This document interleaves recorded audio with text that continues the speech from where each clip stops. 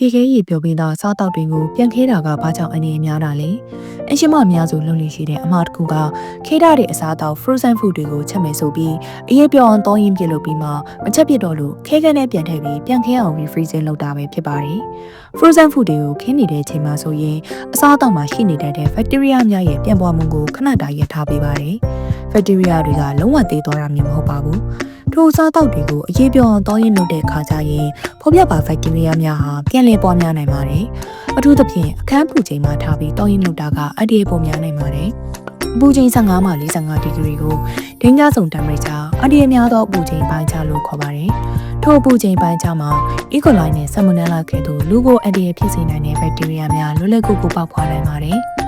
ထို့ကဲ့သို့ဘက်တီးရီးယားအများအပြားပေါက်ဖွာပြီးဖြစ်နေသောအစားအသောက်ကို refreezing ပြန်လုပ်ပြီးနောက်တစ်ချိန်စားတောက်ရန်ပြုလုပ်ခြင်းကဘက်တီးရီးယားများကိုပါခဲပြီးသိမ်းဆည်းသားသလိုဖြစ်ပြီးအရန်အနေနဲ့များနိုင်ပါတယ်။ဒါအပြင်စားတောက်များရဲ့အရသာ texture အစရှိတာတွေကိုလည်းဖျက်ဆီးနိုင်ပါသေးတယ်။ရေခဲရေပြောပြီးသားအစားအသောက်တွေကိုမဖြစ်မနေပြန်ခဲဖို့လိုအပ်ရင်အခန်းပူချိန်မှာအရေးပြောအောင်မလုပ်ဘဲရေခဲတက်တာအောက်ထက် chilling temperature မှာထားပြီးပြုလုပ်ခြင်းကတော့အစားအသောက်ကိုဒိန်းကြဆုံ temperature တဲ့အရင်မရောက်သွားစေလို့ဘက်တီးရီးယားပြန်ပွားလို့ကိုအနည်းငယ်လျှော့ချနိုင်ပါတယ်။အကောင်းဆုံးကတော့ကိုချက်ပြုတ်လိုအပ်တဲ့လောက်ပဲခွဲသိမ်းပြီးတောင်းရင်လုံရင်တန်းချက်ပြုတ်တာပဲဖြစ်ပါတယ်။အစားအသောက်နဲ့ပတ်သက်တဲ့ဘုသူတာနဲ့အသုံးဝင်တဲ့နည်းလမ်းတွေအတွက် Food Classroom Basic ကို like and follow လုပ်ထားကြအောင်နော်။